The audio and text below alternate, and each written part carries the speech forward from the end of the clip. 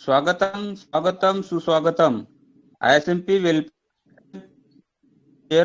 आज का जो व्याख्यान आयोजित है आईएसएमपी के चेयरमैन आदरणीय सम्माननीय चंद्रशेखर जी का मैं से स्वागत करता हूँ।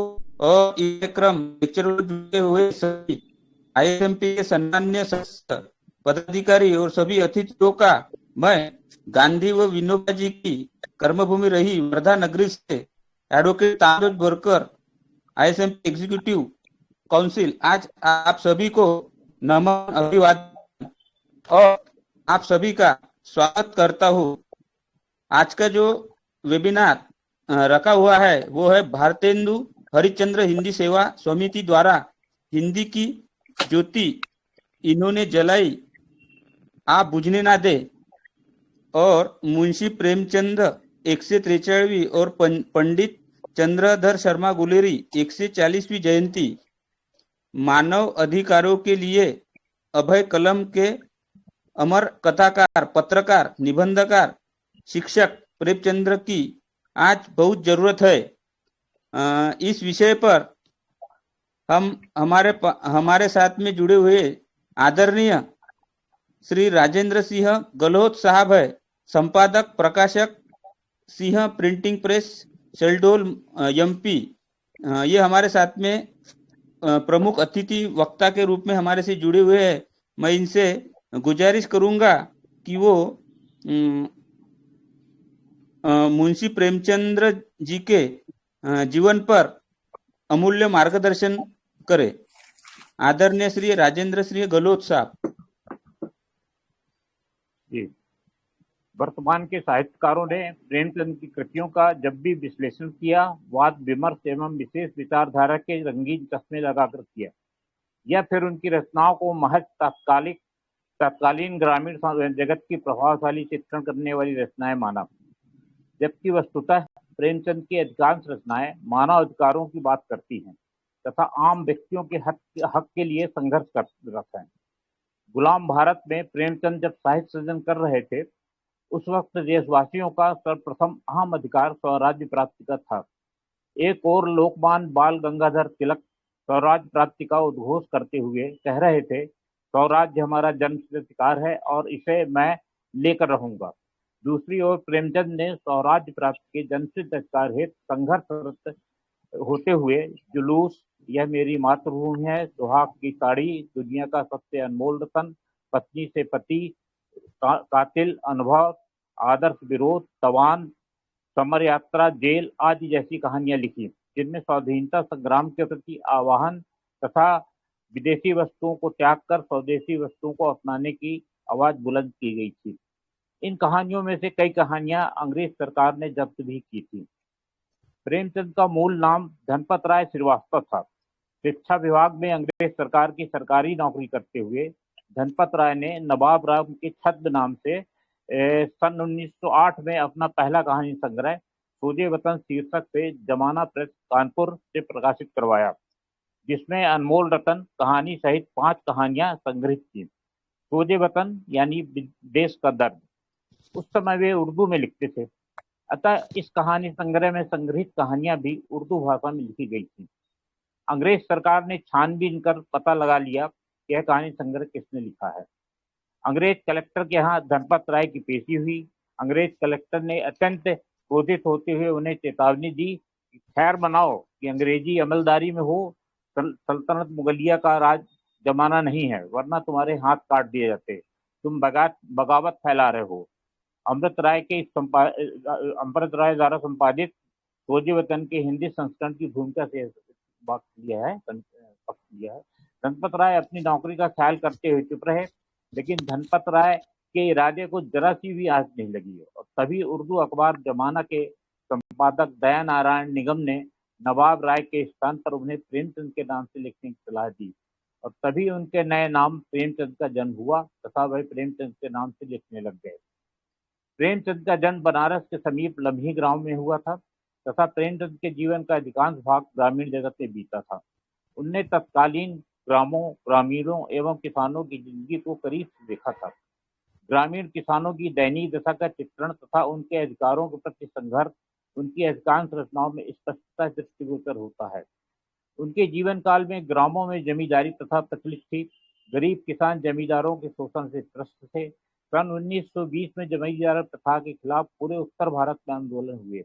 उससे प्रेरित होकर तथा गरीब किसानों के अधिकारों के प्रति आवाज बुलंद करते हुए उन्होंने सन 1922 में प्रेमाश्रम उपन्यास लिखा, जिसमें गरीब किसानों की स्थितियों, जमींदारों, उनके कारिंदों तथा अधिकारियों द्वारा उनका शोषण एवं मुकदमेबाजी को उनको फंसाए जाने का जहां चित्रण किया गया, वहीं उपन्यास के समापन पर जमींदारी का उत्तराधिकारी मायाशंकर जमींदारी प्रथा की समाप्ति की घोषणा करता हुआ कहता है, मैं अपनी प्रजा को अपने अधिकारों के बंधन से मुक्त करता हूँ। वह न मेरे आश्रमी है, न मैं उनका ताल्लुकेदार हूँ। वह सब सज्जन मेरे मित्र हैं, मेरे भाई हैं। आज से वह अपनी जोत के स्वयं जमींदार हैं। अब उन्हें मेरे कारिंदों के अन्याय और मेरी स्वार्थ भक्ति की यांत्रणा न सहनी पड़ेगी। वह इजाफे एखराज बेगार की विडंबनाओं से निवृत्त हो गए हैं। विश्वमुख प्रकाशन द्वारा प्रकाशित प्रेमाश्रम उपन्यास के पृष्ठ क्रमांक 481 से यह दिया है। इस बात उपन्यास के अंत में गरीब किसानों को उनके अधिकार दिए जाने की आशाप्रद स्थिति चित्रित की गई है, जबकि गोदान उपन्यास के नायक होरी का जीवन साहूकार की ऋणग्रस्तता की शक्ति में पूरे उपन्यास में पिसता हुआ दिखाई पड़ता है तथा उसके पुत्र गोबर का बेहतर जिंदगी की आस में शहर पलायन का दृश्य उपन्यास में चित्रित है। होरी के मरने पर उसकी पत्नी धनिया को दिन भर के श्रम से अर्जित 20 आने को ही गो रूप में मानकर गोदान करने के लिए व्यस्त होना पड़ता है। सवा सेर गेहूं कहानी के शंकर को ऋणग्रस्तता से ग्रस्त होकर मजदूर बनने के लिए व्यस्त होना पड़ता है। पूस की रात कहानी का हरखू पूस की कड़कड़ाती ठंड में बिना कंबल के खेत की रखवाली करता हुआ फसल के नष्ट हो जाने के बाद भी यह सोच कर राहत की सांस लेता है कि अब ठंड में खेत की रखवाली न करना पड़ेगा। मुक्ति धन कहानी का रहमान फटे हाल हो जाता है। सभ्यता का राज कहानी का दमड़ी अपनी 6 बिस्वा जमीन से अपनी रोटी का भी जुगाड़ नहीं कर पाता। बैर का अंत कहानी के रामेश्वर को बुढ़ापे में मजदूरी करनी पड़ती है। प्रेमचंद के युग के ग्रामीण जीवन में हिंदू मुस्लिम दोनों ही अभावग्रस्त एवं ऋणग्रस्तता की शक्तियों किस रहे थे। यह तथ्य ईदगाह कहानी की निम्न पंक्तियों में उजागर होता है। रोजे तो बड़े बूढ़ों के लिए होंगे, इनके लिए तो ईद है। वे क्या जाने कि अब्बा जान क्यों बदहवास चौधरी कायम अली के घर दौड़े जा रहे हैं। उन्हें क्या खबर है कि चौधरी आज आंख फेर ले तो सारी ईद मुहर्रम हो जाए। इन सारी कहानियों एवं उपन्यासों के दृश्य से प्रेमचंद के युग के ग्रामीण जीवन के किसानों के मार्मिक अभावयुक्त दयनीय एवं ऋणग्रस्तता से तत्व जीवन की झलक प्रस्तुत होती है। करते हुए उनके खुशहाल जीवन के अधिकारों की मांग करते हैं। क्या गरीब किसानों को उनकी खुशहाल जिंदगी का अधिकार आज तक मिल सका? यह प्रश्न प्रेमचंद के उससे आज तक निरुत्तर ही है। प्रेमचंद की रचनाएं दलितों के हित चिंतन तथा उनके समानता के अधिकारों को उन्हें दिलाने हेतु सदैव संघर्षरत रही। वह भी उस समय जबकि दलित विमर्श तो दूर की बात है, दलित शब्द भी न जन्मा था। उस वक्त की प्रतिष्ठित साहित्यिक पत्र की चांद का मई 1927 में अछूत अंक प्रकाशित हुआ था। उसमें प्रेमचंद की मंदिर कहानी प्रकाशित हुई थी, जिसमें गरीब विधवा अछूत सुफिया अपने बेटे की सलामती के लिए प्रार्थना करने मंदिर जाना चाहती है। उसे धर्म के ठेकेदार पंडित पुजारी अछूत होने की वजह से मंदिर के अंदर नहीं आने देते। जब वह चोरी छिपे मंदिर में प्रवेश करती है तो उसे लाठी डंडों से बुरी तरह पीटा जाता है। इस कहानी के माध्यम से प्रेमचंद ने अछूतों के मंदिर में प्रवेश के अधिकारों की मांग की आवाज बुलंद की थी, जबकि अन्य कहानियों में सदगति, घास वाली, ठाकुर का कुआं, मंत्र, गरीब की हाय, विध्वंस, शूद्रा, दूध का दाम, ब्रह्मा का साव आदि में दलित शोषण के दृश्य करते हुए तथा उनके हित चिंतन करते हुए उनके समानता के अधिकारों की बात की गई है। दरअसल प्रेमचंद अपने दलित हित चिंतक कहानियों में अछूतों की दयनीय दशा तथा विशेष तौर पर ठाकुर एवं ब्राह्मणों द्वारा उनके शोषण की बात चित्रित करते हुए उनकी खुशहाल जिंदगी एवं समाज में उनके समानता के अधिकारों की मांग करते हैं। गौरतलब है इस संदर्भ में उनकी कुछ रचनाओं के अंश। ठाकुर का कुआं कहानी में अछूत गंगी अपने पति जोखू के लिए उच्च सवर्ण वर्ग के ब्राह्मण और साहू के कुएं से एक लोटा पानी नहीं ला पाती, तो ऊंच नीच के इस भेद पर तीव्र स्वर में विरोध करती हुई कहती है, हम क्यों नीच हैं और यह लोग क्यों ऊंच हैं? इसलिए कि ये लोग गले में तागा डाल लेते हैं। यहाँ तो जितने हैं एक से एक छटे हुए हैं। चोरी ये करें, जाल फरेब ये करें, झूठे मुकदमे ये करें। अभी इसी ठाकुर ने तो उस दिन बेचारे गडेरिया की एक भेड़ चुरा ली थी और बाद में मारकर खा गया। इन्हीं पंडित जी के घर में तो 12 मास जुआ होता है। यही साहू जी तो घी में तेल मिलाकर बेचते हैं, काम करा लेते हैं, मजूरी देने में नानी मरती है। किस बात में है ये हमसे ऊंचे। घास वाली कहानी में घास वाली विवाहित तथा जाति की चमारिन है, लेकिन अत्यंत खूबसूरत है, जो दूसरों के खेत में दोपहर तक घास काटती है और तीसरे पहर शहर में बेचती जाती है। जवान ठाकुर उसका हाथ पकड़कर प्रणय निवेदन करते हुए कहता है, बस तेरी दया चाहता हूँ। तो आक्रोशित होकर जवाब में घास वाली कहती है, अगर मेरा आदमी तुम्हारी औरत से इस तरह बात करता तो तुम्हें कैसा लगता? तुम उसकी गर्दन काटने को तैयार हो जाते कि नहीं?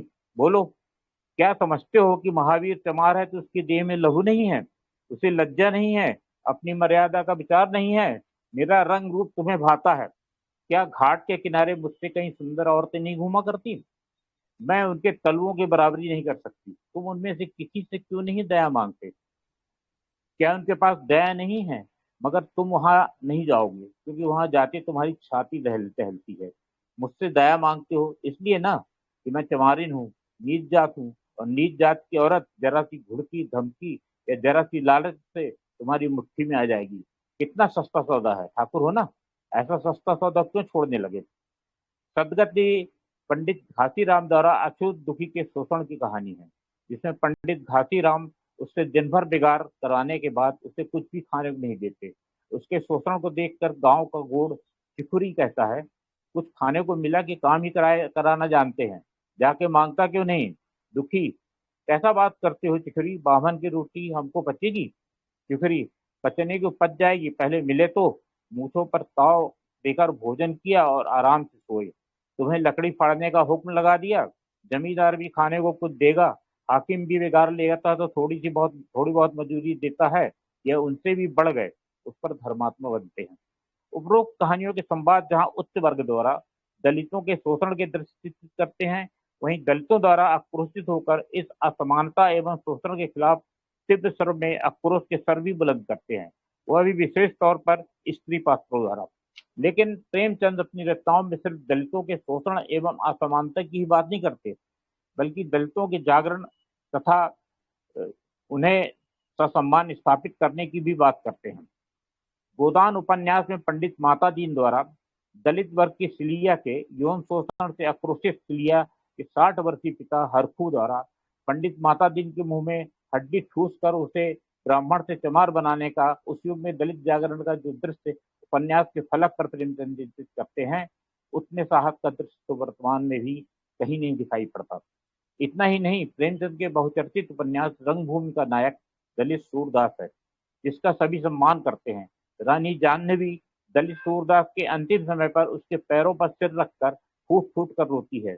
फिंगरप्रिंट इंडिया द्वारा प्रकाशित रंगभूमि उपन्यास के पृष्ठ 644 में लिखा है, रानी जाह्नवी ने आगे बढ़कर भक्ति विवल दशा में सूरदास के पैरों पर सिर रख दिया और फूट फूट कर रोने लगी। सूरदास के पैर अश्रुजल से भीग गए। कुंवर साहब ने आंखों पर रुमाल डाल दिया और फूट फूट कर रोने लगे। सूरदास के मृत्युपरांत सूरदास का जहां झोपड़ा था, वहां उसकी मूर्ति स्थापित की गई। इस बात प्रेमचंद ने अपने रंगभूमि उपन्यास में दलित नायक सूरदास को ससम्मान सम्मानजनक नायक ही नहीं, पूज्य स्वरूप में भी प्रस्तुत किया है, जिसके चरणों पर उच्च क्षत्रिय वर्ण के सामंत वर्ग की रानी जाह्नवी को सिर रखकर रोते हुए चित्रित किया गया है।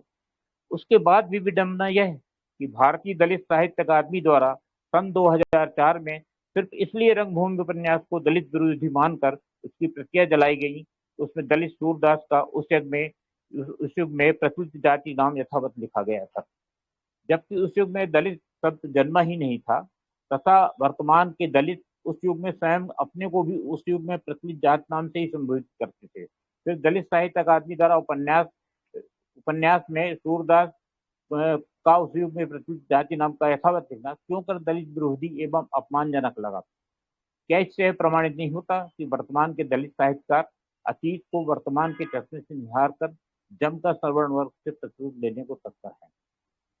मैं प्रेमचंद की दलित चिंतन एवं अधिकारों की मांग करने वाली रचनाओं की चर्चा करते हुए वर्तमान साहित्यकारों द्वारा दलित विमर्श के तहत बेहद चर्चित कहानी कफन का जिक्र नहीं करूंगा, क्योंकि यदि उस कहानी में से प्रेमचंद के विचार और मान्यताओं को हटाकर सिर्फ कथानक की व्याख्या की जाए तो वह कहानी ग्राम के कतिपय निठल्ले एवं संवेदन शून्य व्यक्तियों की कहानी है, जो किसी भी वर्ग के हो सकते हैं। वैसे भी मेरा मानना है कि कहानी में कहीं भी कहानीकार की उपस्थित नजर नहीं आनी चाहिए, बल्कि पात्रों के कथन घटनाक्रम से तथ्य उभर कर सामने आना चाहिए। विद्वानों ने उस कहानी में जो तथ्य ढूंढ निकाला है वह कहानी के कथानक या पात्रों के संवादों से उभर कर सामने नहीं आता, बल्कि प्रेमचंद की मान्यताओं एवं विचारों से उभर कर सामने आता है। कफन कहानी में कुछ अव्यवहारिक तथ्य भी नजर आते हैं, जिनमें पहला यह है कि लोक जगत में किसी परिवार के सदस्य की मृत्यु पर मृतक के परिवार के सदस्यों, वह भी तब जबकि कफन कहानी में मृतक के अलावा परिवार में 2 ही सदस्य हैं, पति और ससुर, को कफन लकड़ी आदि लेने के लिए नहीं भेजा जाता, बल्कि मृतक के निकट के रिश्तेदार एवं ग्रामवासी ही यह प्रबंध करते हैं। दूसरा यह है कि कफन के लिए बाजार जाते वक्त माधव और भीसू के बीच परस्पर यह संवाद होता है, हाँ और क्या, लाश उठाते उठाते रात हो जाएगी, रात को कफन कौन देखता है। गौरतलब है कि किसी भी जात या वर्ग में रात को दाह संस्कार नहीं किया जाता। यद्यपि वह कहानी दलितों की निम्नदशा के चित्रण तो करती है, लेकिन उसके निठल्ले पात्र माधव भीसू जैसा निठल्लापन तथा संवेदन शून्यता के चित्र शायद ही दलित वर्ग में कहीं दिखाई पड़ते हैं। दरअसल दलित वर्ग ही नहीं, निम्न वर्ग के गरीब ग्रामीणों के परिवार के हर सदस्य को अपनी रोजी रोटी के लिए संघर्ष करना पड़ता है। एक व्यक्ति के श्रम से इतना अर्जित नहीं होता कि पूरे परिवार का उदर पोषण हो सके, जबकि समृद्धशाली परिवार के साधन संपन्न व्यक्तियों में जैसे कुछ में यह निसल्लापन आसानी से दृष्टिगोचर होता है, भले ही संवेदन शून्यता कम हो। प्रेमचंद स्त्रियों के अधिकार तथा उनकी खुशहाल जिंदगी के लिए भी अपनी रचनाओं के माध्यम से संघर्षरत रहे। उनने अपनी बेटों वाली विधवा कहानी में विधवा एवं उसकी पत्नी का संपत्ति पर अधिकार की बात की है। 4 पुत्रों की विधवा मां फूलमती जब बाप की कमाई से में बेटी का हिस्सा भी है की बात उठाती है तथा संपत्ति पर अपने अधिकार की बात करती है, तो उसका पुत्र उमानाथ जवाब देता है, कानून यही है कि बाप के मरने के बाद जायदाद बेटों की हो जाती है, माँ का हक केवल रोटी कपड़े का है। अंत में फूलमती गंगा नदी में पुत्रों के लिए पानी भरते हुए फिसल कर गंगा नदी में डूब कर मर जाती है। लोगों के संवादों में विधवा स्त्री की दैनिक जीवन के मार्मिक चित्र उभर कर सामने आते हैं। एक ने पूछा, यह बुढ़िया कौन थी? अरे वही पंडित अयोध्यानाथ की विधवा है। अयोध्यानाथ तो बड़े आदमी थे। हाँ थे तो, पर इसके भाग में ठोकर खाना लिखा था। उनके तो कई लड़के बड़े बड़े हैं और सब कमाते हैं। अतीत में विधवा और उसकी पुत्रियों की दैनिक दशा को देखते हुए ही संभवतः वर्तमान के कानून में पिता की संपत्ति पर उसकी विधवा एवं पुत्रियों का हक सुनिश्चित किया गया। जबकि नैराश्य कहानी में लड़की के पैदा होने पर स्त्री को भी दोषी ठहराए जाने की प्रवृत्ति का विरोध किया गया। सन 1910 में उनने बड़े घर की बेटी कहानी लिखी थी, जो कि जमाना में प्रकाशित हुई थी।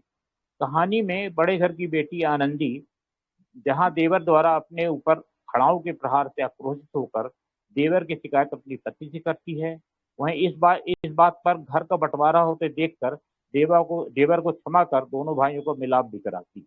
इस बात स्त्री की क्षमाशीलता के गुण को कहानी में चित्रित किया गया है। उनका बहुचर्चित उपन्यास निर्मला सन 1925 में लिखा गया था तथा सन 1927 में प्रकाशित हुआ था। उपन्यास स्वरूप में प्रकाशित होने के पूर्व वह चांद पत्रिका में किस्तों में प्रकाशित होकर चर्चित हुआ था। उपन्यास में दहेज प्रथा के दुष्परिणाम, बेमेल विवाह एवं निर्मला के संघर्ष की गाथा प्रभावशाली ढंग से चित्रित करते हुए प्रेमचंद ने दहेज प्रथा एवं अधिक उम्र के वर्ग से बेमेल विवाह के खिलाफ आवाज उठाई थी। जबकि सन 1907 में प्रकाशित अपने प्रेमा उपन्यास में प्रेमचंद ने विधवा विवाह का प्रसंग चित्रित करते हुए उस युग में उनने विधवा स्त्री के पुनर्विवाह के अधिकार को प्रस्तुत किया था, जो कि उनके प्रगतिशील विचारों का होना प्रमाणित करता है। इतना ही नहीं, अप्रैल से अगस्त 1907 तक जमाना में किस्तों में प्रकाशित उनके एकमात्र ऐतिहासिक उपन्यास रूठी रानी में रानी उमादेय का रूठना हट करना एक नवविवाहिता नारी के अधिकार का हट है।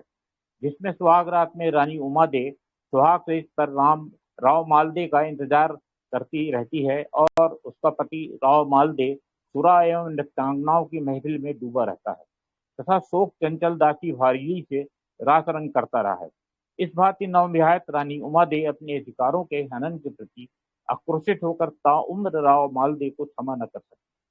इतना ही नहीं, स्त्रियों के ऐश्वर्य लालसा एवं आभूषण मोह के प्रति भी उनने अपने उपन्यासों में उन्हें सचेत किया है। सेवा सदन उपन्यास में उपन्यास की नायिका सुमन ऐश्वर्य लालसा में के फलस्वरूप पति द्वारा घर से निष्कासित होकर वेश्या भोली के घर में शरण लेती है। उपन्यास में वेश्या की समृद्धशाली स्थिति मध्यम वर्गीय परिवार की स्थिति से बेहतर है। इस विद्रूप स्थिति को भी रेखांकित किया गया है, जबकि प्रेमचंद ने अपने गबन उपन्यास के कथानक में आभूषणों के प्रति मोह के दुष्परिणामों को चित्रित करते हुए स्त्रियों को सचेत किया है। प्रेमचंद ने सिर्फ ग्राम जीवन पर ही कहानियां एवं उपन्यास नहीं लिखी, बल्कि नगरीय जीवन को भी अपने उपन्यासों एवं कहानियों में चित्रित किया है। उनकी रचनाओं में नगर के रिक्शा चालक, मिल मजदूर, भारवाहक श्रमिकों के जीवन के चित्र अंकित हैं तथा उनके अधिकारों की बात की गई है। उनके गोदान उपन्यास में गोबर के ग्राम से पलायन कर शहर आने पर शहरी जीवन को रेखांकित करते हुए शहर में उसके रोजी रोटी के संघर्ष को उपन्यास में चित्रित किया गया है। जबकि दामुल का कैदी कहानी में मिल मालिक सेठ खूबचंद द्वारा मजदूरों का शोषण, मिल मजदूर नेता गोपीनाथ की हत्या तथा पश्चाताप में सेठ खूबचंद द्वारा अपराध स्वीकार के बाद काले पानी की सजा के चित्रण जहां अंकित है, वहीं उनके पुत्र कृष्णचंद मिल मजदूरों का नेता बन जाता है तथा हड़ताल में फौजी गारद की गोलियों का शिकार बन जाता है। इस बात कहानी में मिल मजदूरों के अधिकार तथा मजदूर यूनियन के संघर्ष के चित्र अत्यंत संवेदनशीलता के साथ चित्रित है। इतना ही नहीं, उनकी कहानी मिल मजदूर, जो कि सन 1934 में उनने लिखी थी, उस पर प्रसिद्ध फिल्म निर्देशक मोहन भावनानी ने फिल्म बनाई थी, जो कि सन 1939 में इंपीरियल सिनेमा घर में रिलीज हुई थी। उस फिल्म से प्रेरित होकर कई कॉटन मिल्स के मजदूरों ने अपने अधिकारों के लिए हड़ताल की थी। न्यायालय द्वारा उनकी कहानी पर बनी उस फिल्म को प्रतिबंधित भी किया गया था। शहरी जीवन में शराब एवं ताड़ी जैसे नशों के दुष्परिणाम से आगाह करते हुए तथा उन मादक पदार्थों के सेवन का विरोध करते हुए सत्याग्रह के चित्र उनकी कहानियों शराब की दुकान तथा मैकू में अंकित है। धार्मिक पाखंड का विरोध अपनी कई रचनाओं में प्रेमचंद ने किया है तथा सिर्फ ग्रामीण जीवन ही नहीं, नगरीय जीवन पर केंद्रित रचनाओं में भी उनने धार्मिक पाखंड एवं पंडित महंत के दूषित चरित्र को चित्रित किया है। उनकी कहानी सत्याग्रह में जहां पंडित मोटेराम की मिष्ठान लालसा का व्यंजनामय चित्र अंकित है, वहीं उनकी सबसे पुरानी रचना सन 1903 में लिखी प्रकाशित उपन्यास असरारे माविज देवस्थान का रहस्य, जो कि मूलतः उर्दू में लिखा गया था, में मठ मंदिर के मठाधीश बाबा त्रिलोकीनाथ एवं उनके दोस्त स्वामी जी की रासलीला तथा धर्म के नाम पे ईश्वरों के पतन के चित्र अंकित किए गए। यद्यपि आदिवासियों वनवासियों को केंद्र में रखकर प्रेमचंद ने कोई रचना नहीं लिखी, लेकिन अपनी कहानी सदगति में आदिवासी गोंड टिखरी को अपने अधिकारों के प्रति जागरूक तथा कथानायक दुखी को पंडित घासीराम के शोषण से बचाने की हर संभव कोशिश करता हुआ चित्रित किया गया है तथा दुखी की मृत्यु के बाद चमरौटे जाकर वहीं दलितों के इस शोषण के प्रति उन्हें जागरूक एवं आंदोलित करने का प्रयास करते हुए कहता है, खबरदार मुर्दा उठाने की मत जाना, अभी पुलिस की तहकीकात होगी, दिल्ली है एक गरीब की जान ले ली, पंडित जी होंगे तो अपने घर में होंगे। इस बात की हिंदू धार्मिक संस्कारों से मुक्त एक आदिवासी गुणों के माध्यम से ब्राह्मणवाद के खिलाफ संघर्ष के चित्र सदगत कहानी में दर्ज है। इस बात यह स्पष्टता दृष्टिगोचर होता है कि प्रेमचंद ने अपनी रचनाओं के माध्यम से समाज के हर वर्ग के स्त्री पुरुष, विशेष तौर पर आम आदमी की समाज में स्थिति को चित्रित करते हुए उनके अधिकारों की मांग की है तथा उनकी रचनाएं आम आदमी के हक के लिए संघर्षरत है। उनकी रचनाओं को किसी विमर्श या किसी बात या सिर्फ किसी विशेष क्षेत्र अथवा यथा ग्रामीण जगत की सीमित दायरे में कैद करना न्यायोचित न होगा।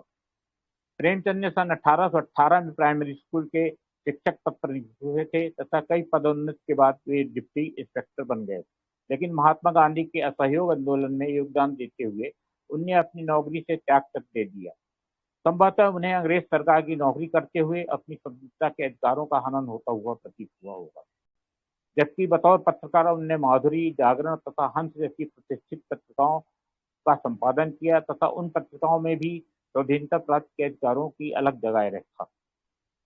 आदरणीय चंद्रशेखर जी ने प्रेमचंद से इस वार्ता हेतु दिशा निर्धारित करते हुए जब यह कहा कि मानव अधिकारों के लिए अभय कलम के अमर कथाकार, पत्रकार, निबंधकार, शिक्षक प्रेमचंद की आज बहुत आवश्यकता है पर बोलना है। तो निर्धारित विषय के अंतिम भाग प्रेमचंद की आज बहुत आवश्यकता है और मैं उलझन में पड़ गया। स्वाधीनता के बाद देश में हर कहीं वोट की राजनीति प्रभावित हो गई है, जिसके चलते दलित, ग्राम एवं किसान राजनीतिकों के लिए वोट बैंक बन गए हैं। उनके द्वारा दलित, ग्रामीणों एवं कृषकों के तुष्टिकरण की नौटंकियां आए दिन राजनीति के रंग तक फैली जा रही थी। अब साहूकार महाजनों की जगह बैंकों ने ले ली है, जिसके ऋणग्रस्तता से त्रस्त किसानों की आत्महत्याओं की खबर अखबारों की सुर्खियां बन रही है।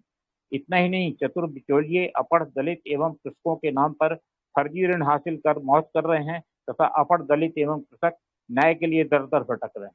अब जमींदारी प्रथा खत्म हो गई है, लेकिन बड़े समृद्ध किसान नए चोले में, नए रूप में ग्रामों में जागीरदारों जैसे ही प्रतिष्ठित हैं, जो ग्रामों किसान में किसानों की राजनीति कर और समृद्ध तथा सत्ता में अपना वर्चस्व बनाए हुए हैं।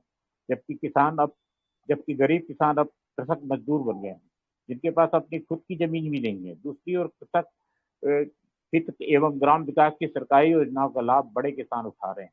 उनके कल्याण हेतु मिलने वाली धनराशि बिचौलिए एवं चंद शासकीय अधिकारी स्वयं हड़प रहे हैं।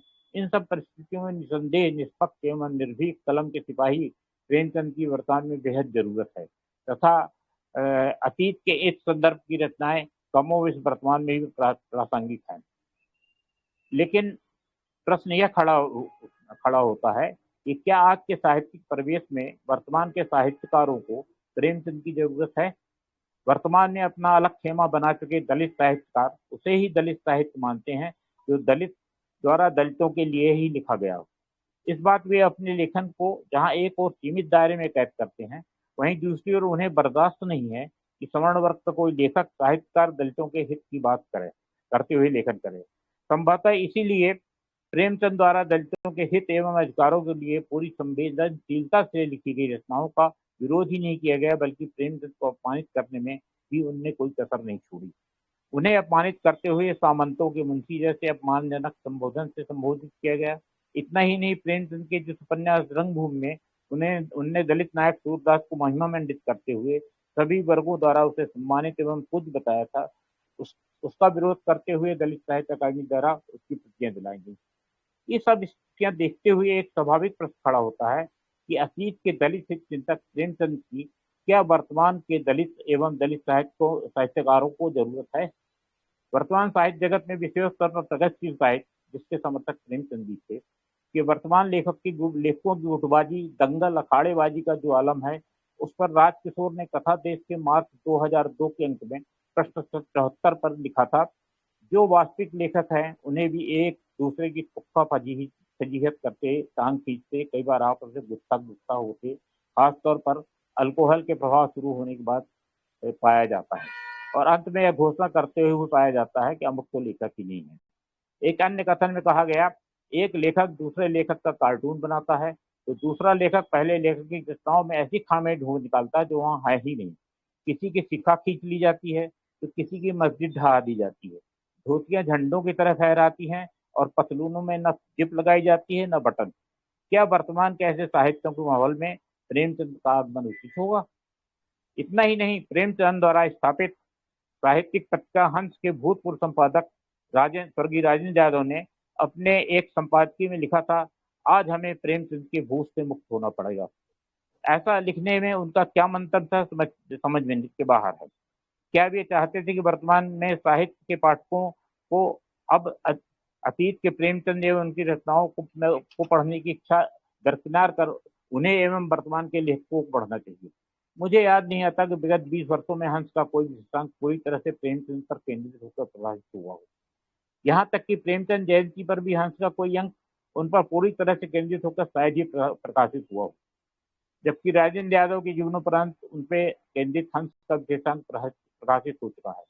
हंस के ही भूतपूर्व कार्यकारी संपादक संजीव के एक भक्त ने अभी कुछ दिनों पूर्व भी सोशल मीडिया पर एक पोस्ट थी, जिसे देखकर मैं ताउज में पड़ गया, जिसमें जिसमें उनने संजीव की रचनाओं के सामने प्रेमचंद एवं रेणु की रचनाओं को कमतर करके आंका गया था।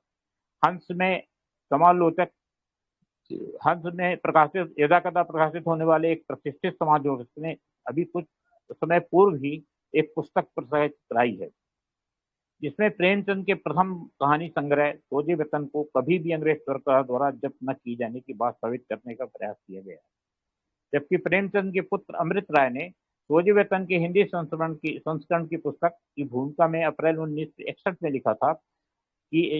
लिखा है कि लिहाजा सरकारी नौकरी करते हुए मुंशी जी ने ये कहानियां लिखी, जिसमें मुंशी जी की सबसे पहली छोटी कहानी दुनिया का सबसे अनमोल रतन भी शामिल है। नवाब राय के नाम से और खुफिया पुलिस ने सुराग पा लिया कि नवाब राय कौन है। हमीरपुर के कलेक्टर ने फौरन मुंशी जी को तलब किया और मुंशी जी बैलगाड़ी पर सवार होकर रातों रात कुल पहाड़ पहुंचे, जो कि हमीरपुर की एक तहसील थी और जहां उन दिनों कलेक्टर साहब का कयाम था। हुक्म हुआ कि इसकी कापियां मंगाओ। कापियां आई और आग की नजर कर दी। उक्त समालोचक सही है या अमृत राय? प्रश्न यह भी उठता है कि ब्रिटिश साम्राज्य के दौरान गुलाम भारत में जबकि आजादी का नाम लेना ही अपराध था, उस समय स्वतंत्र संग्राम का आह्वान करती सोजे वतन में संकलित एवं अन्य कहानियां लिखना ही क्या कम साहस का काम नहीं था? वैसी स्थिति में सन 1908 में प्रकाशित सोजे वतन की प्रतियों के जब्त किए जाने या न किए जाने से क्या फर्क पड़ता है? क्या सोजे वतन की प्रतियों के जब्त न किए जाने की बात करते हुए प्रेमचंद ने स्वाधीनता संग्राम के आह्वान की भावना को सोजे वतन की प्रतियों जब्त न की जाने की बात करते हुए प्रेमचंद के स्वाधीनता संग्राम के आह्वान की भावनाओं को प्रकट करने वाली रचनाओं को कम करके नहीं आंका गया है? यद्यपि मैंने उक्त समालोचक की उस पुस्तक को नहीं पढ़ा है, लेकिन उस पुस्तक की समीक्षा लिखने वाले समीक्षक से सोशल मीडिया में बात हुई थी। उनने इस संबंध में अमृत राय एवं प्रेमचंद के कथनों को झुठलाते हुए यह कहा कि पुस्तक में प्रेमचंद की पुस्तक सोजे वतन के जब्त किए जाने की प्रमाण निहित है, झूठा साबित किया गया है। जवाब में मैंने उनसे पूछा कि यदि उस पुस्तक में सिर्फ सोजे वतन की प्रतियों को जब्त न किए जाने की बात साबित की गई है, तो क्या उस पुस्तक का वर्तमान में प्रकाशित होना प्रेमचंद को कमतर करके आंकने का प्रयास नहीं है तथा स्वयं को महिमान्वित करने का प्रयास है? प्रेमचंद ने अपनी रचनाओं के माध्यम से स्त्री स्वातंत्र तथा उनके अधिकारों की मांग की है, जबकि वर्तमान हंस ने स्त्री स्वातंत्र का नया पाठ पढ़ाते हुए स्त्री यौन स्वातंत्र का परचम लहराते हुए तथा स्वच्छंद यौन संबंधों की हिमायत करते हुए नैतिकता को नकारा है। इस संबंध में हंस के नैतिकता विरोधी विशेषांकों का अध्ययन किया जा सकता है। वर्तमान साहित्य जगत की इन समस्त स्थितियों को देखते हुए बेहतर है कि प्रेमचंद अतीत में ही रहें, तभी वर्तमान में उन पर शोध होते रहेंगे तथा कम से कम उनकी जयंतियों पर तो लोग उन्हें स्मरण कर सम्मानित करने की खाना पूर्ति करते ही रहेंगे। धन्यवाद। बहुत बहुत धन्यवाद आदरणीय श्री राजेंद्र सिंह गहलोत साहब, प्रतिष्ठित साहित्यिक, संपादक, प्रकाशक।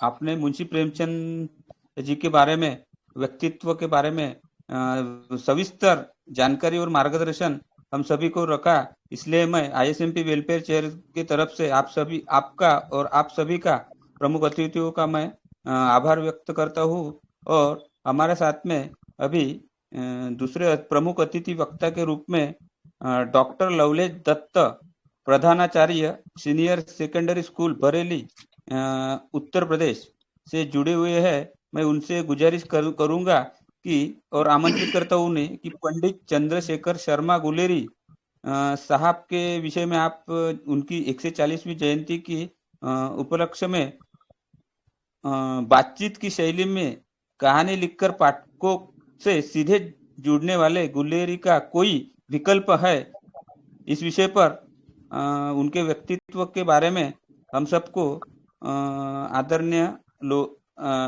डॉक्टर लवलेश दत्त साहब हमको मार्गदर्शन करेंगे। मैं उनसे गुजारिश करता हूँ और उन्हें आमंत्रित करता हूँ। बहुत बहुत धन्यवाद ताम्रध्वज जी, मुझे इस कार्यक्रम का में शामिल करने के लिए। चंद्रधर शर्मा गुलेरी जी के, मेरी आवाज आ रही है ना? हाँ सर, आ रहे हैं। ठीक है। गुलेरी जी, मुझे लगता है कि हिंदी साहित्य में बल्कि कहानी के क्षेत्र में कोई भी ऐसा नहीं होगा जो गुलेरी जी की कहानी उसने कहा था से परिचित नहीं है। तो आइए पहले इनके व्यक्तित्व पर थोड़ी सी दृष्टि डालते हैं, फिर कहानी के विषय में इनके कहानियों के विषय में बात करते हैं कि इन इन मात ये हाँ, ऐसा मैंने 2 जगह देखा है। एक जगह तो इसमें लिखा हुआ था इनके जन्म को लेकर कि इनका जन्म हिमाचल के कांगड़ा के गुलेरी ग्राम में हुआ। लेकिन कहीं पर मैंने ये पढ़ा कि इनका जयपुर में इनका जन्म हुआ। इनके पिताजी को जयपुर नरेश ने बुला लिया था और ये वहीं पर इनका जन्म हुआ। बहरहाल 7 जुलाई 1883 में पंडित गुलेरी जी का जन्म हुआ। इन्होंने घर में ही संस्कृत, वेद, पुराण, पूजा पाठ आदि धार्मिक शिक्षा प्राप्त की। गुलेरी जी की को हिंदी का प्रारंभिक कथाकार माना जाता है। द्विवेदी युग के प्रथम कलात्मक कहानीकार ये माने जाते हैं और इनके पिताजी का नाम शिवराम गुलेरी और माताजी का नाम लक्ष्मी देवी था। इस प्रकार गुलेरी जी का संबंध, चूंकि मैंने बताया इससे पहले कि मैंने इसको पढ़ा कि इनको जयपुर नरेश महाराजा राम सिंह ने इनके पिताजी को गुलेर ग्राम से जयपुर बुलवा लिया था। तो इस तरह से एक प्रकार से देखा जाए तो गुलेरी जी का जो संबंध है वो राजघराने से भी रहा है, राज पंडित घराने से भी रहा है। गुलेरी जी की शिक्षा दीक्षा जयपुर में हुई। विद्वान पिता के विवेकवान पुत्र ने संस्कृत भाषा, साहित्य, ज्योतिष, दर्शन, इतिहास का गहन अध्ययन किया। वे ख्यातनामा वैज्ञानिक, भाषा वैज्ञानिक भी थे और उक्त सभी विषयों पर आपने महत्वपूर्ण ग्रंथ लिखे। आपने दर्शन शास्त्र में एमए किया, जयपुर से समालोचक नामक पत्र भी प्रकाशित किया और वर्षों तक उसके संपादक रहे। आप श्रेष्ठ निबंधकार, कहानीकार, इतिहासकार तथा ज्योतिषाचार्य थे। आपकी भाषा शैली में व्यंग, विनोद की प्रधानता दृष्टव्य है। पंडित चंद्रधर शर्मा बचपन से ही काफी होनहार थे और बड़े होने के बाद इन्होंने जर्मन, फ्रेंच, मराठी, बांग्ला, हिंदी, अंग्रेजी, संस्कृत और पाली भाषा का अच्छा ज्ञान प्राप्त किया। इन्हें साहित्य, दर्शन, भाषा विज्ञान और प्राचीन भारतीय इतिहास की काफी जानकारी थी और उसके साथ ही एक बहुत अच्छे ज्योतिषी भी आप थे। पंडित होने के कारण बचपन से ही घर में वेद, पुराण, रामायण, महाभारत का पाठ होता था। साथ ही इन्हें भी पूजा पाठ में शामिल कर लिया जाता था। इस प्रकार 10 साल की उम्र तक इन्होंने भारत धर्म महामंडल के विद्वानों को के सामने संस्कृत में भाषण दिया, जिसे सभी लोगों ने बहुत सराहा। 5 वर्ष की अवस्था में ही आप अंग्रेजी के टेलीग्राम को अच्छी तरह से पढ़ने लगे थे। इन्होंने जितनी भी परीक्षाएं दी उसको सभी को प्रथम श्रेणी में पास किया। इन्होंने मास्टर ऑफ आर्ट्स के एग्जाम भी प्रथम श्रेणी में पास किया और इसके साथ ही अंग्रेजी शिक्षा भी इन्होंने हासिल की और कोलकाता यूनिवर्सिटी से इन्होंने एमए प्रथम श्रेणी में तथा प्रयागराज विश्वविद्यालय से इन्होंने बीए प्रथम श्रेणी में पास किया। सन 1900 में जयपुर में नगरी मंच की स्थापना में इन्होंने विशेष तौर पर योगदान दिया है। यह योगदान इन्होंने गुलेरी का अध्ययन करने के दरमियान दिया था। इसके अलावा इन्होंने साल 1902 में से हर महीने आने वाली मासिक पत्रिका समालोचक के संपादन का भी कार्यभार संभाला। साथ ही थोड़े समय तक काशी के नागरी प्रचारणी सभा के संपादक मंडल में भी ये शामिल रहे। इसके अलावा इनके द्वारा पुस्तक माला और सूर्य कुमारी पुस्तक माला का संपादन भी किया गया तथा इन्होंने नागरी प्रचारणी सभा के सभापति के पद को भी संभाला। अजमेर के मेयो कॉलेज में इन्होंने वर्ष 1904 में एक अध्यापक के तौर पर काम करना प्रारंभ किया तथा मदन मोहन मालवीय जी ने इनको बनारस हिंदू यूनिवर्सिटी में प्रोफेसर का पद दिलवाया। वर्ष 1916 में इन्होंने मेयो कॉलेज में संस्कृत डिपार्टमेंट के अध्यक्ष पद को ग्रहण किया।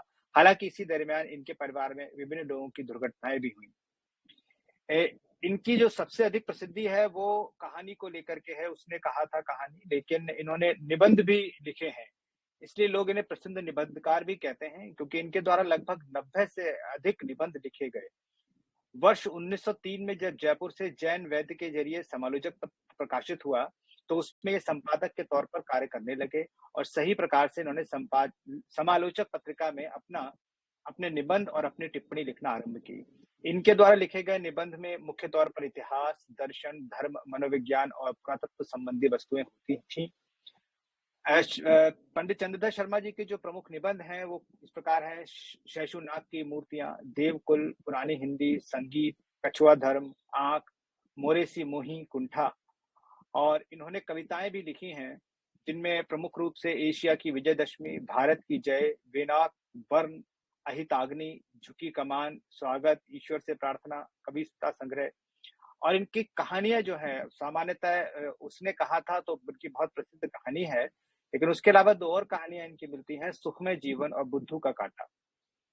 शर्मा जी ने वर्ष 1915 में सरस्वती नाम की मासिक पत्रिका में एक कहानी लिखी थी जिसका शीर्षक था उसने कहा था। इनका जो सुखमय जीवन का कहानी है वो 1911 के प्रकाशन उसका मिलता है और बुद्धू का कांटा का जो समय है वो 1911 से 15 तक लिखा हुआ मैंने पढ़ा है, उसमें कोई एक निश्चित वर्ष नहीं दिया है। उसने कहा था कहानी जो है वो 1915 में सरस्वती मासिक पत्रिका में छपी और इस कहानी की वजह से इनका जो आज तक हम इनको याद करते हैं वो मुख्य रूप से यही कहानी है इनकी, इसको बहुत पसंद किया गया। ये कहानी हिंदी साहित्य की इनकी सबसे प्रसिद्ध कहानी है और विषय वस्तु शिल्प के की दृष्टि से भी देखा जाए तो वर्तमान के समय में ये कहानी मील का पत्थर मानी जाती है। गुलेरी जी निबंधकार और भाषा वैज्ञानिक भी थे, लेकिन इनकी कहानी उसने कहा था कि बाद इनको जो प्रसिद्धि मिली है, जिसका मतलब कहा जाए कि उसने कहा था कि पर्याय बन चुके हैं ये, तो इसकी वजह से इसलिए भी कि जिन्होंने कहानी जगत में पाश्चात्य कहानी कला के आधार पर कहानियां लिखी थी, उसने कहा था हिंदी की प्रथम कलात्मक कहानी कही जा सकती है, जिसमें सुगठित कथानक, चरित्रांकन, वातावरण चित्रण तथा भाषा तकनीक में नवीनता तथा उद्देश्य निष्ठा के दर्शन होते हैं। उसने कहा था प्रथम विश्व युद्ध की पृष्ठभूमि पर रचित सफल व सक्षम कहानी है। कहानी का नायक बचपन में अमृतसर के बाजार में किसी सिख बालिका से प्रभावित होकर बार बार कहता है तेरी कुड़माई अर्थात सगाई हो गई। उत्तर में कुछ दिनों तक वह धत कहकर भाग जाती है, किंतु एक दिन वह कहती है हाँ हो गई। तभी वह अबोध बालक अज्ञात कारणवश अशांत हो उठता है, रास्ते में कई लोगों को कहते हुए घर पहुंचता है। गुलेरी जी ने कहानी व निबंध विधा में लेखन के अतिरिक्त संपादन, शिक्षण, साहित्यकार के रूप में भी कार्य किया। वे 1904 से 1922 तक विभिन्न संस्थानों में शिक्षण कार्य करते रहे। उन्हें इतिहास क्षेत्र में योगदान के लिए इतिहास दिवाकर सम्मान से सम्मानित किया गया। पंडित मालवीय के आग्रह पर 11 फरवरी 1922 को काशी हिंदू विश्वविद्यालय के प्राचार्य भी बने। गुलेरी जी ने अपनी रचनाएं वार्तालाप शैली में लिखी है। यही आज हमारे इस वेबिनार का विषय भी है कि आपसी संवाद की शैली में जो कहानी लिखी जाती है उस पर हमें चर्चा करनी है कि उनका कोई गुलेरी जी का विकल्प है या नहीं आज तक। वे कहानी कथन के लहजे में पाठक को संबोधित करते हैं। उनके शब्द एवं वाक्य विन्यास में कहीं कहीं त्रुटि स्वाभाविक है, क्योंकि यह वह दौर था जब खड़ी बोली अपने आरंभिक दौर में थी। वे अपने लेखन में संस्कृत के कुछ अप्रचलित शब्दों एवं लोक भाषा के शब्दों को भी प्रयोग में लाए हैं। गुलेरी जी की कहानियां एवं निबंध रचनाओं में उदाहरण बहुलता से देखने को मिलते हैं, जिससे तथ्य अधिक ग्राह्य एवं भाव पाठक समझ पाते हैं। प्रत्येक संदर्भ में गुलेरी जी की भाषा शब्दावली को छोड़कर आत्मीय एवं सजीव रही है। गुलेरी जी को हिंदी साहित्य में आज दो कारणों से याद किया जाता है। एक, उनका प्रकाशन कार्य जो उन्होंने 1915 में सरस्वती नामक पत्रिका का किया था। इसके अतिरिक्त उनकी लोकप्रिय कहानी उसने कहा था। इनके कारण हिंदी जगत में कहानीकार के रूप में प्रसिद्ध हुए। इनकी जैसा बताया जा चुका है 3 कहानियां, सुखमय जीवन 1911 में, बुद्धू का कांटा 1911 से 15 के बीच और उसने कहा था 1915 में प्रकाशित हुई। गुलेरी जी का देहावसान मात्र 39 वर्ष की आयु में पीलिया रोग के कारण से 12 सितंबर 1922 को काशी में हो गया था। इसके साथ ही कुछ और जो मुझे जानकारी मिली है उसका भी मैं आपको यहाँ पर चर्चा करता चलता हूँ कि गुलेरी जी ने जो भी कार्य किया है उसको काफी बहुत मनोयोग से किया है। वे संपादक रहे हैं, निबंधकार रहे हैं, कहानीकार रहे हैं। उसको उन्होंने पूरे मन लगाकर पूरी निष्ठा के साथ कार्य किया।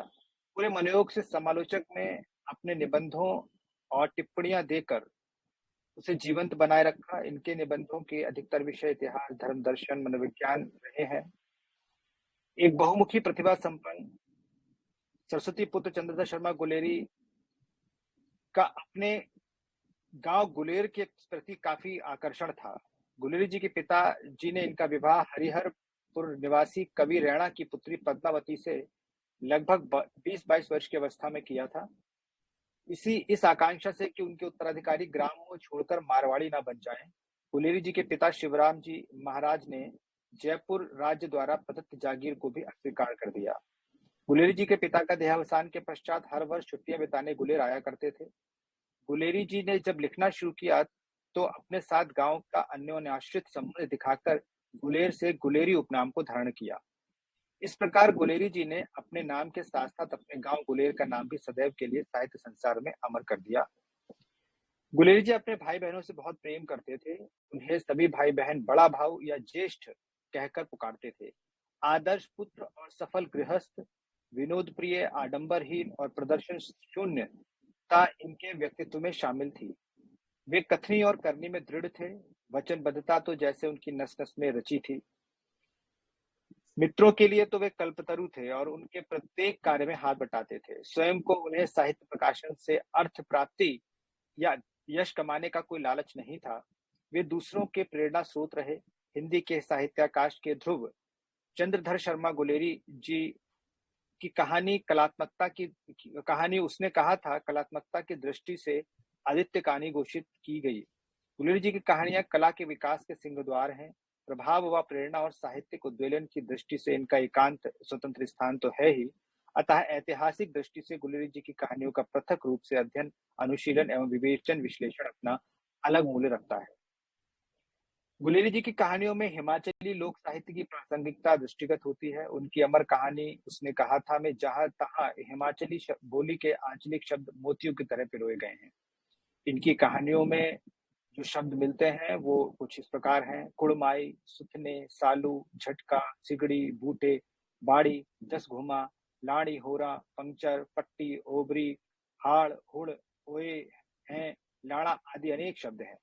गुलेरी जी की कहानियों की भाषा बहुत ही सजीव, स्वाभाविक और मन को छू लेने वाली है। देश काल, पात्र और परिस्थिति के अनुकूल भाषा का जो प्रयोग उन्होंने किया वह अन्यत्र देखने को नहीं मिलता। भाषा पर अधिकार होने के कारण कहानियों में स्वाभाविकता और प्रवाह दोनों तत्व समाहित हो गए हैं।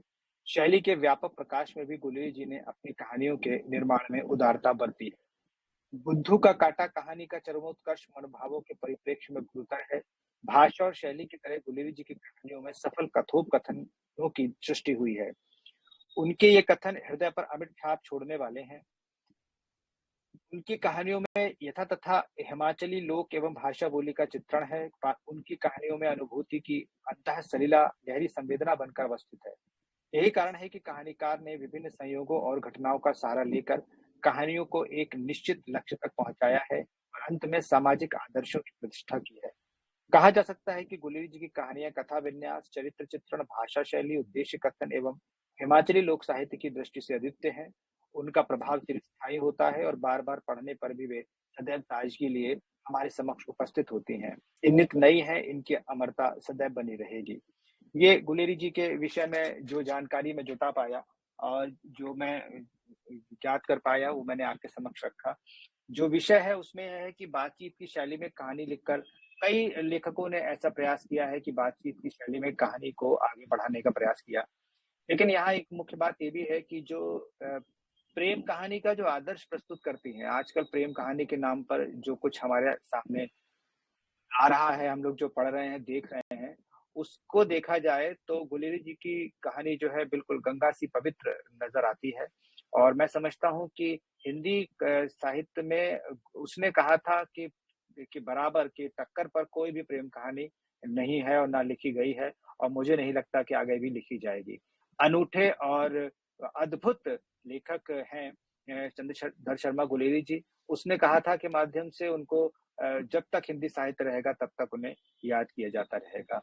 मुझे इस वेबिनार में बोलने के लिए अवसर देने के लिए बहुत बहुत धन्यवाद। आभार।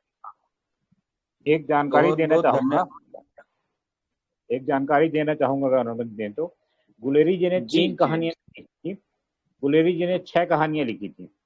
पहली अच्छा। कहानी उनकी पहली कहानी उनकी घंटाघर थी, जो कि 1904 में उन्होंने लिखी थी। वैश्योपरक वर्ष 1 में प्रकाशित हुई थी। दूसरी कहानी उनकी धर्मपरायण रीछ थी, जो कि 1906 जनवरी मार्च महीने में प्रकाशित हुई थी तथा समालोचक पत्रिका में छपी थी। तीसरी कहानी उनका सुखमय जीवन है, जो कि 1911 में प्रकाशित हुई थी भारत मित्र पत्रिका में। चौथी कहानी उनको बुद्धू का काटा है, जो कि 1914 में प्रकाशित हुई थी पाटलिपुत्र पत्रिका में। 5वीं कहानी उसने कहा था 1915 जून में सरस्वती पत्रिका में प्रकाशित हुई थी। तथा छठवीं कहानी हीरे का हार 1987 6 जुलाई को जनसत्ता में प्रकाशित हुई थी। इस बात उनकी 6 कहानियां हैं, जबकि बहुतायत में चर्चा इनकी 3 कहानियों की होती है, इसलिए मैंने बीच में बोला, क्षमा चाहता हूँ। आपने जानकारी दी, धन्यवाद।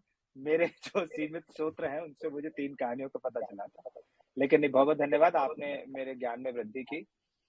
और सही मानों में इस वेबिनार से जुड़ने का मेरा उद्देश्य भी यही था कि मुझे जानकारी मिलेगी। मैं क्या बताऊं या क्या कहूंगा वो तो एक अलग चीज है, लेकिन आप लोगों से जो मुझे जानकारी मिलेगी वो बहुत महत्वपूर्ण है। बहुत धन्यवाद, आपने मुझे अवसर दिया, समय दिया।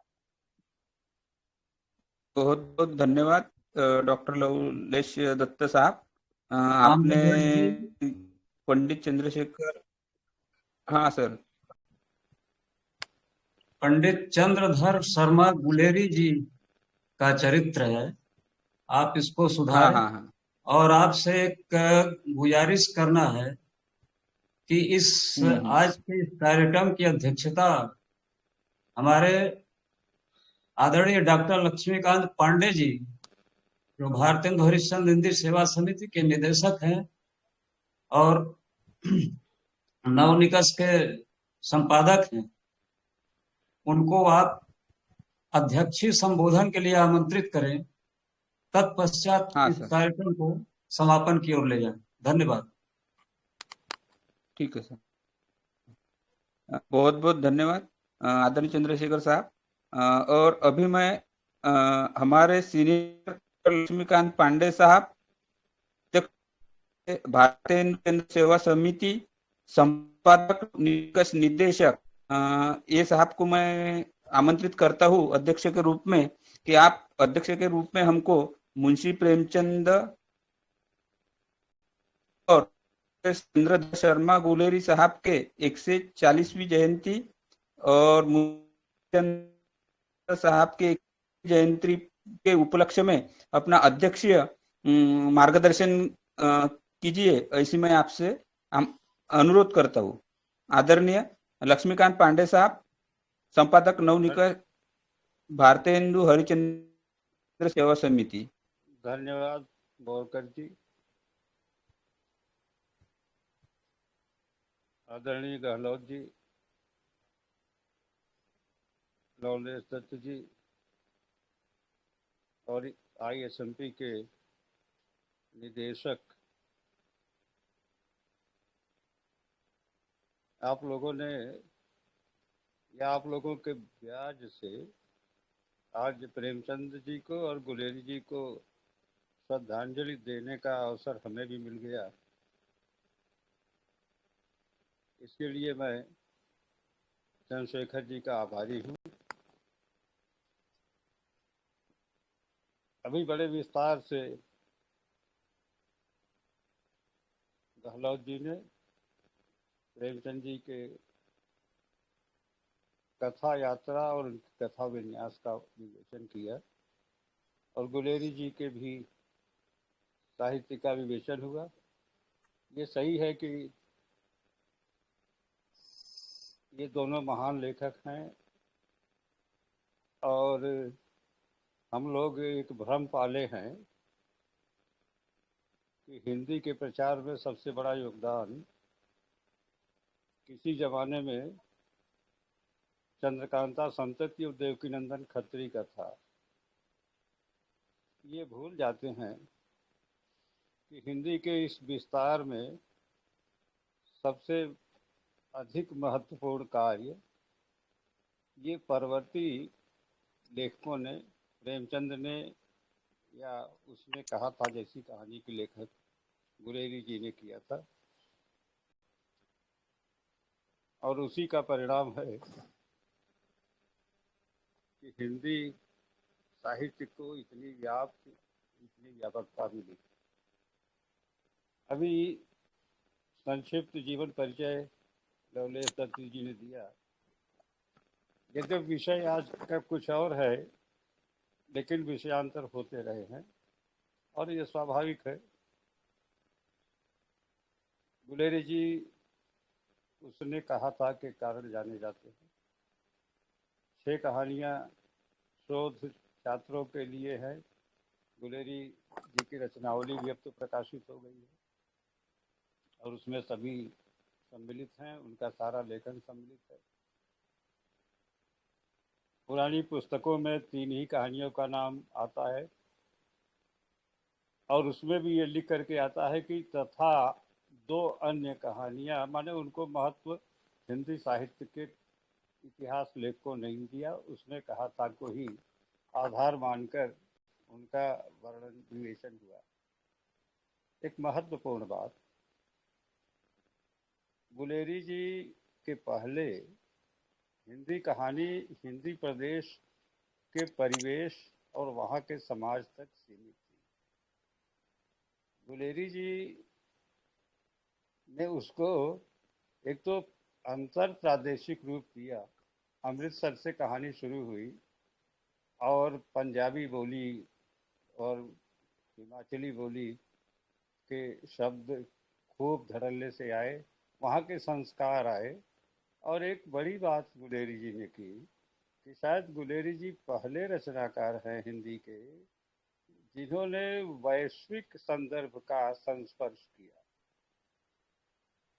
फ्रांस बेल्जियम की सीमा पर हुए प्रथम विश्व युद्ध का चित्रण करते समय उन्होंने जर्मनी के लोगों की सांस्कृतिक और उनकी सामाजिक पृष्ठभूमि का भी उल्लेख लप्टन साहब के माध्यम से किया। फ्रांस का भी उन्होंने उल्लेख किया। तो इसके पहले हिंदी कहानी अपने हिंदी प्रदेश के आसपास के ग्रामीण जीवन और नगरीय जीवन से जुड़ी थी। गुलेरी जी ने उसी युग में उसको वह वैश्विक आयाम दिया जो बाद में स्वतंत्रता के बाद की कहानियों में ही मिलता है। ये उनका बड़ा भारी योगदान था। दूसरी बात आई कि कहानी को जो कहानी की तरह लिखा जाता था उसकी जगह उन्होंने नाटकीय रूप दिया। दृश्यांकन, संवाद योजना, बीच बीच में पटाक्षेप, पर्दा गिरता है फिर उठता है, तो ये जो उन्होंने नाटकीय रूप दिया ये भी हिंदी कहानी की एक नई प्रविधि थी, नया शिल्प था। और उस समय जबकि ज्यादातर वर्णनात्मक कहानियों का युग था और बहुत कम कहानियां लिखी जा रही थी, तो इसलिए गुलेरी जी का हिंदी कहानी के विकास में भाषा की दृष्टि से, वैश्विकता की दृष्टि से, अंतर प्रादेशिकता की दृष्टि से और सबसे बड़ी चीज नाट्य शिल्प की दृष्टि से एक विशेष स्थान है और हमें उनको इसी रूप में देखना चाहिए और देखने की कोशिश करनी चाहिए। प्रेमचंद की बात आई, हम लोग जानते हैं एक रचनाकार और विशेष रूप से वे लोग जो रचनाकार और रचना आलोचना से जुड़े हैं लेखकी धर्म से, कि साहित्यकार को प्रजापति कहा जाता है, एक सृष्टा कहा जाता है, क्योंकि वो ऐसे पात्र रच देता है जो उसके बाद भी जिंदा रहते हैं, उसकी सृष्टि बहुत दूर तक चलती है। प्रेमचंद ऐसे पहले रचनाकार हैं जिन्होंने पात्रों का एक पूरा संसार हमारे सामने रखा है जो शायद प्रेमचंद से भी अधिक लोकप्रिय है। ये एक प्रेमचंद का बहुत कम रचनाकारों ने ऐसा किया कि उनके पात्र उनसे अधिक जाने जा रहे हैं। और आज तो स्थिति यह है कि होरी और धनिया, गोबर, ये हिंदी कविताओं में खूब धड़ल्ले से प्रयुक्त हो रहे हैं नवगीतकारों के द्वारा, प्रगतिवादी गीतकारों के द्वारा। माने प्रेमचंद ने जिन पात्रों को नाम दिया और खड़ा किया वे आज कविता में जीवंत पात्रों के जीवंत व्यक्तियों के रूप में उनके माध्यम से हम ग्रामीण जीवन की, कृषक जीवन की, गरीबों की वेदना को प्रेमचंद के पात्रों के नामों से जान रहे हैं, ये प्रेमचंद की बहुत बड़ी सफलता है कि उनके पात्र भारतीय जनजीवन से, भारतीय लोकमानस से, भारतीय शिक्षित पढ़े लिखे वर्ग के माध्यम से कितनी दूर तक एक जीवंत पात्र के रूप में हमारे बीच में जिंदा है। यही कवि को या रचनाकार को प्रजापति बनाना है। तीसरी बात आई विमर्श की। आज सबसे ज्यादा आक्षेप हिंदी के दो रचनाकारों पर, एक तुलसीदास और एक प्रेमचंद। प्रेमचंद के पीछे भी तमाम विमर्शी लोग, विशेष रूप से नारी विमर्श और दलित विमर्श के लोग लगातार आक्षेप लगा रहे हैं। उनके ऊपर तमाम उनके विरोध में रचनाएं आ रही हैं। तमाम लोग फतवे भी जारी कर रहे हैं। और दूसरी ओर यही स्थिति तुलसीदास की है। सामंत का मुंशी प्रेमचंद घोषित किए जा चुके। प्रेमचंद तो हिंदू समाज के पथभ्रष्टक घोषित कर दिए जा चुके। उसका कारण है, और होना भी चाहिए इस ढंग से विमर्श, कि जब हम आज के समाज में खड़े होकर और इस समाज के बीच में प्रेमचंद को खड़ा करेंगे तो निश्चित रूप से इस ढंग के फतवे आएंगे। और जब हम अपने को प्रेमचंद के युग में ले जाकर वहाँ खड़ा करेंगे और उस सामाजिक परिवेश को देखेंगे, उस स्थिति को देखेंगे। अभी तो एक झगड़ा चल रहा है कि सोजे वतन जब्त हुई थी कि नहीं जब्त हुई थी। सवाल इसका नहीं है कि जब्त हुई थी कि नहीं जब्त हुई थी। सवाल इस बात का है कि क्या उस युग में ऐसी रचनाओं को लिख देना कोई छोटा काम था? जब्त हुआ या नहीं हुआ इससे मतलब नहीं है, लेकिन सरकार की निगाह तो उस पर गई, उनको बुलाया गया, उनसे स्पष्टीकरण मांगा गया, और ये इसके बावजूद वो व्यक्ति लिखता रहा। ये कम महत्वपूर्ण है? तो तमाम रचनाएं आई, ग्रंथ आ रहे हैं। प्रेमचंद की चिट्ठी पत्री पढ़ी जा रही है, उनकी डायरियां खोजी जा रही हैं, उनके पासबुक देखे जा रहे हैं। और कुल मिलाकर के ये कि वे गरीब नहीं थे या गरीब होना ही गरीब के लिए लिखना जरूरी है। तो इस टाइप के जो आज के लोग हैं वे केवल इसलिए लिख रहे हैं कि इन्होंने प्रेमचंद को और उनके युग को न देखा है, न समझा है, न जाना है, और न वहाँ तक जाना चाहते हैं।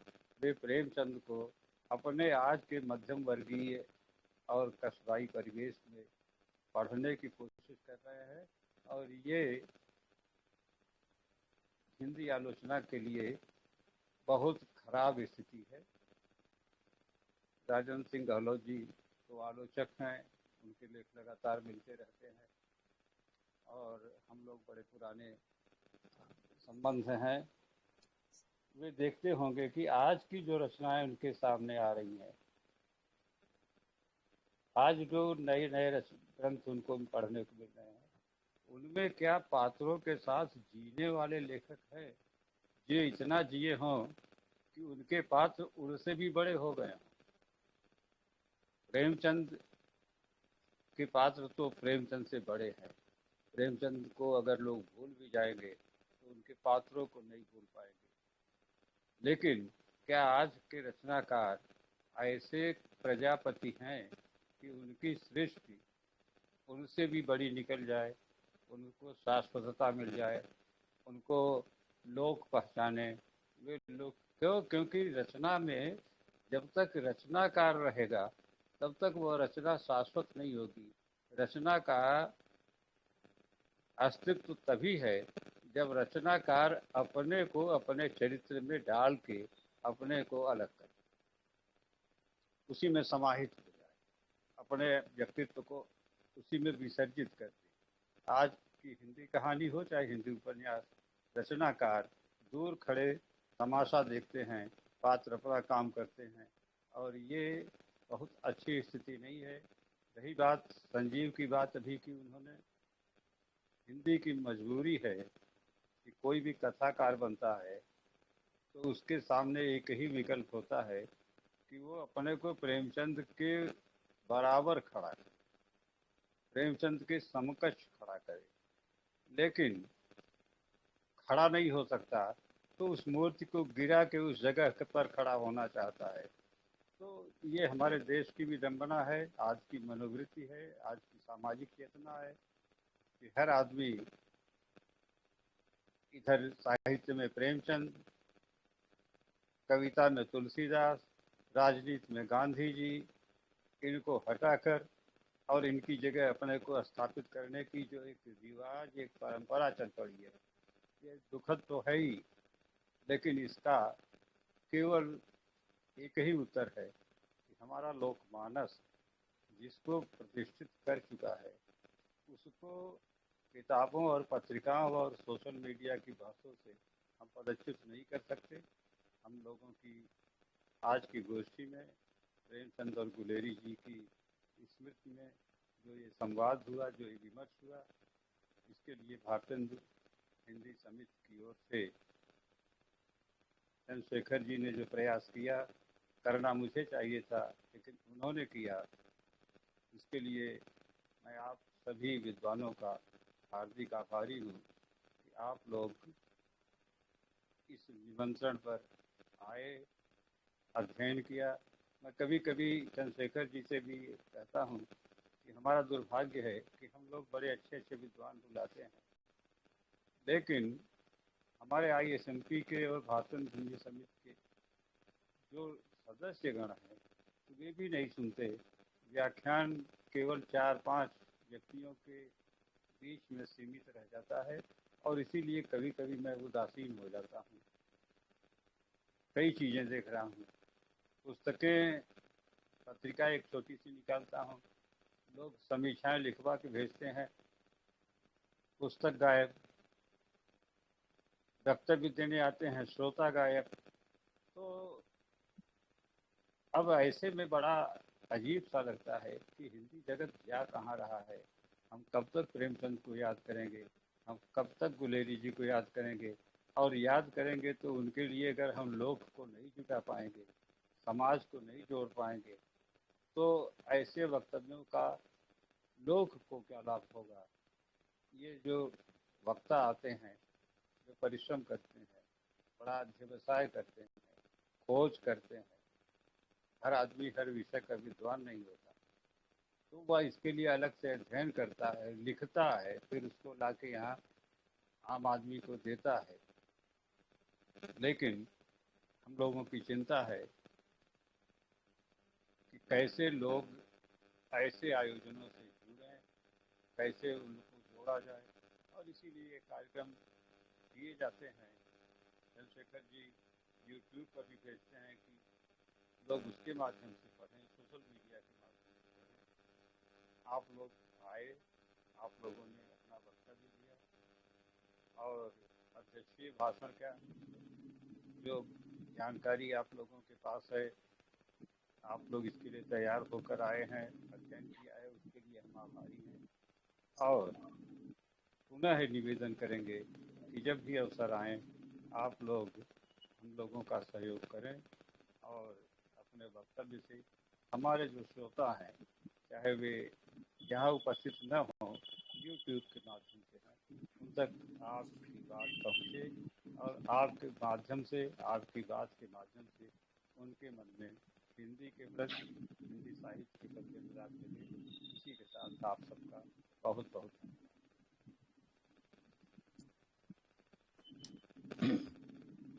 बहुत बहुत धन्यवाद आदरणीय डॉक्टर लक्ष्मीकांत पांडे साहब, संपादक नवनिकष, निदेशक भारतीय हिंदू हरिचंद्र सेवा समिति। आपने जो अमूल्य मार्गदर्शन किया, अमूल्य वक्त निकाल के हमको मार्गदर्शन किया, इसलिए मैं ISMP से बहुत आभार करता हूँ। आदरणीय कर जी ने ये जो और के उपलक्ष्य में मैं आदरणीय ये था, इसके लिए उनका भी आभार व्यक्त करता हूँ। और जितेंद्र सिंह गहलोत संपादक प्रकाशक प्रिंटिंग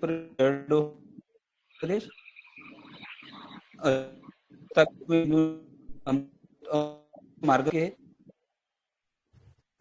ये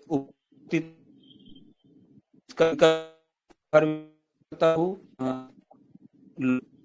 साहब भी इस कार्यक्रम में के रूप में जुड़े और अमूल्य वक्त निकाल कर किया, आप व्यक्त करता हूँ। चंद्रशेखर साहब मन इनके आदेश आज समाप्त हुआ ऐसा जाहिर करता हूँ।